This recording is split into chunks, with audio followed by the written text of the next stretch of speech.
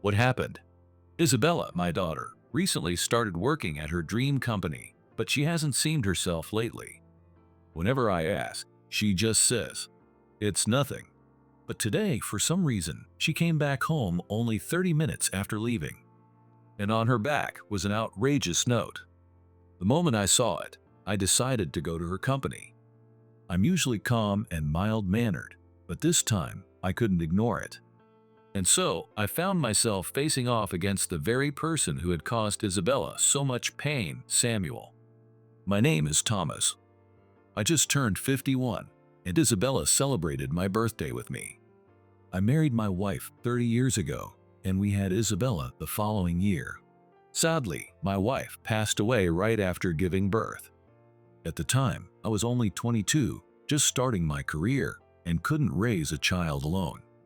So I raised Isabella with help from both my parents and in-laws, balancing work and parenting. Things got easier as she grew up, but not having a mother brought its own struggles. Even so, Isabella started her adult life this spring. She's only 22, but compared to others her age, she seems incredibly mature. She must have worked extra hard to make up for her mother's absence. I'm proud of her, but part of me wishes she could have just enjoyed being a kid. But I don't know what I can do for her now, so I've just been going with the flow. Still, living with Isabella brings me happiness. Sharing meals with her is my greatest joy. There's just one thing I can't stop thinking about. Since she started working, she's often looked sad. Did something happen? No, I'm okay, just tired. I see, then get some rest. Even when I ask, her answers are vague. I didn't know what else to do, so I let her rest. I hoped she'd feel better with time, but her expression just kept getting darker. She used to play tennis on her days off, but now she just stays in. She gets up in the afternoon, eats lunch, and heads straight back to her room. Anyone could see something was wrong, but if she didn't want to talk, I couldn't force her. So I kept living as usual, carrying a heavy heart. Then one day, Isabella suddenly said she wanted to change jobs. I think I want to change jobs. I don't think this one's right for me. Is that what's been bothering you lately? Yeah, it's not the company I thought it would be. So I've been thinking about quitting. She hadn't even been there a year, so she must have been under a lot of stress. But quitting right out of college could affect her future career. Even if you quit now, are you sure someone else would hire you? You understand that, right? Yeah, I do. But still. Isabella heard my words and was at a loss for what to say. I think you should do whatever you believe is best. It's your life. Just be sure you won't regret it. You're right? I'll think about it some more. Thanks, Dad. Later, I kept wondering if I said the right thing. But no matter how much I thought about it, there was no clear answer. It was up to Isabella now. 2 weeks later, Isabella still looked down as she left for work. I was getting ready to leave myself when she came home just 30 minutes after leaving. Something had definitely happened. I asked, "What happened?" She replied like always, "It's nothing." The words she gave in return were the same as always, but today, Isabella seemed different. Even when I asked her what was wrong, she said nothing, keeping her lips tightly pressed together, refusing to speak. I decided to take the day off. "Are you feeling sick? Then go rest in your room." "Yeah, I'm sorry, Dad." At first, I didn't understand what she meant. But when I saw her heading to her room, I couldn't believe my eyes. There was a piece of paper, about the size of printer paper, taped to her back. I quickly pulled it off and read it. The message was so cruel, I couldn't believe it. "You are not needed in this company. Just get out already." What's this? It was so shocking, I read it out loud. "Ah, give that back. Isabella, what's going on? Who did this?" "Well, it was my boss." When I asked more, I learned she'd been harassed for some time. The culprit was her direct supervisor, Samuel, who was 40 years old.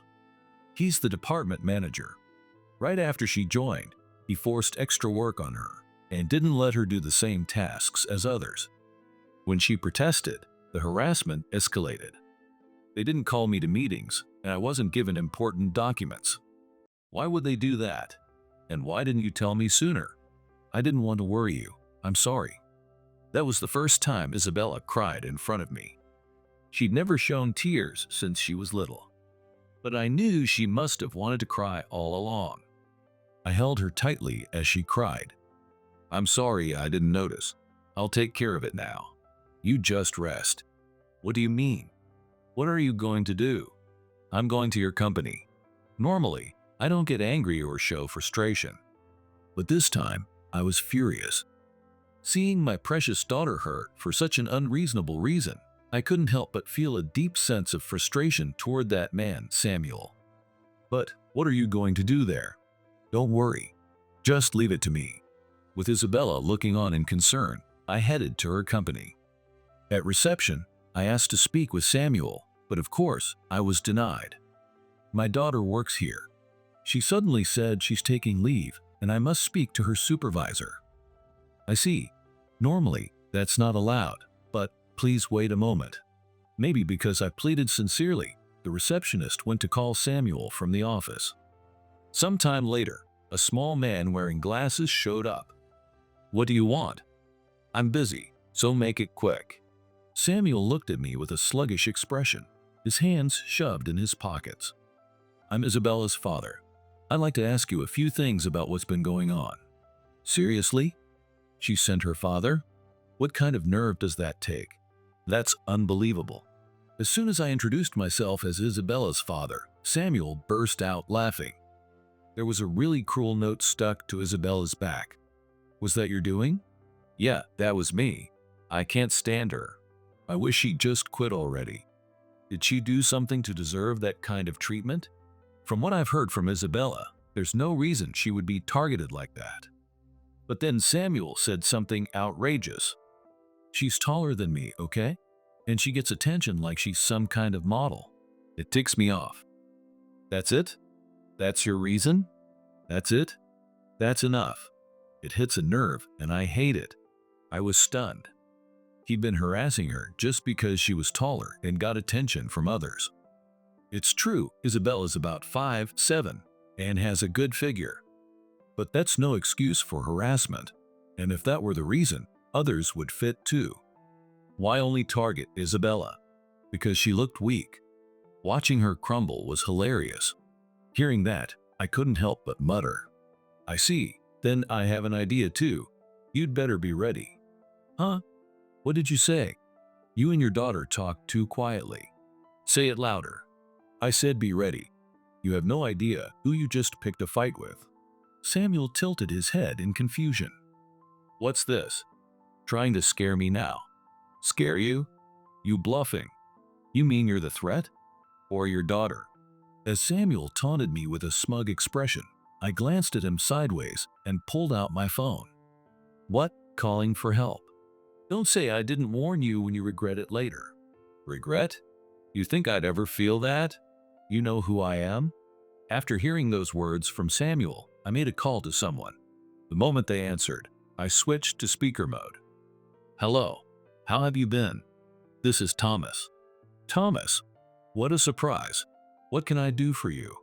I'm actually at your company right now. Something's come up. When Samuel realized I was talking to Mr. Kensington, the company president, his eyes widened. He hadn't expected me to be connected to someone like him. A problem? What happened? Did one of our employees?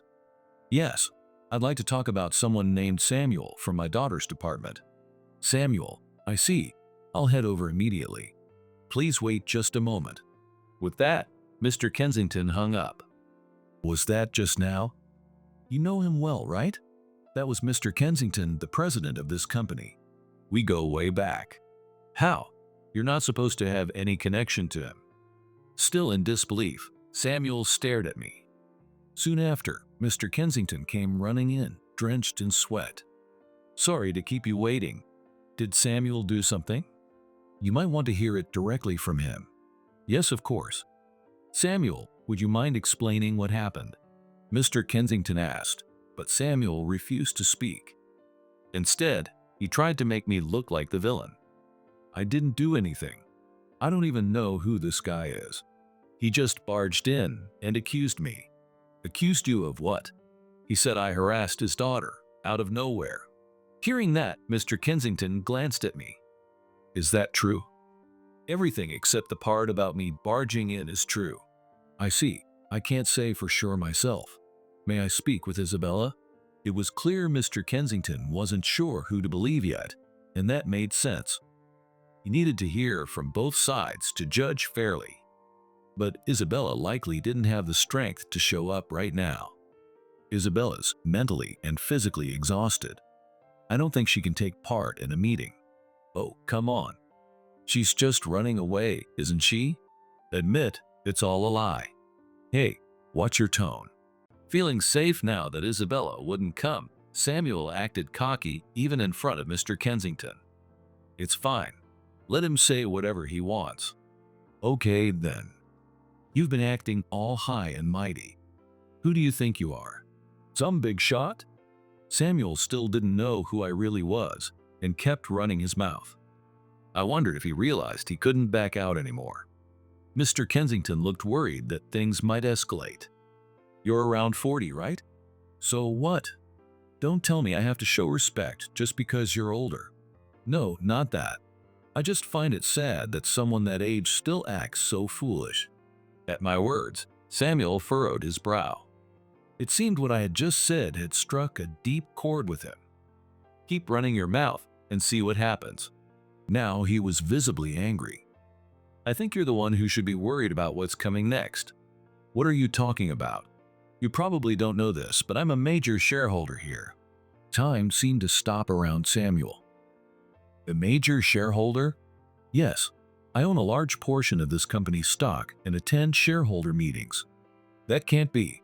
I've worked the front desk at those meetings, but I've never seen your face. Apparently, Samuel had once handled reception for a shareholder meeting, but it's no surprise he wouldn't remember faces.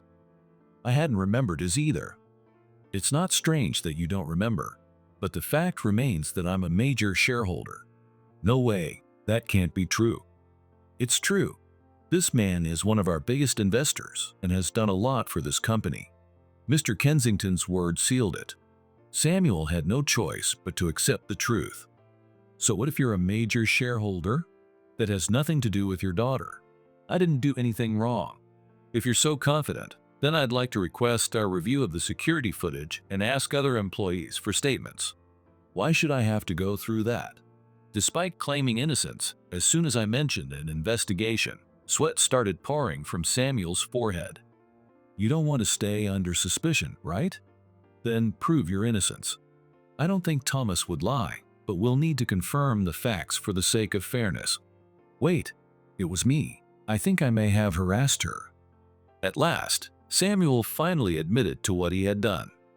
However, I just couldn't accept such a vague and unclear explanation. What exactly do you mean by, I think? I didn't think it was harassment. I assumed it was just a misunderstanding. Oh? And you think putting something like this on someone's back can be dismissed as a mere misunderstanding? As I said that, I pulled out the paper that had been stuck on Isabella's back. What is this? This is terrible. Did you really do this? No, you've got it all wrong. Very well. A proper investigation will reveal the truth. Thomas, we'll look into this thoroughly and get back to you right away. Understood.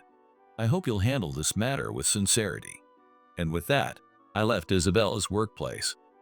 Just before walking away, I glanced back briefly, and I'll never forget the devastated look on Samuel's face at that moment.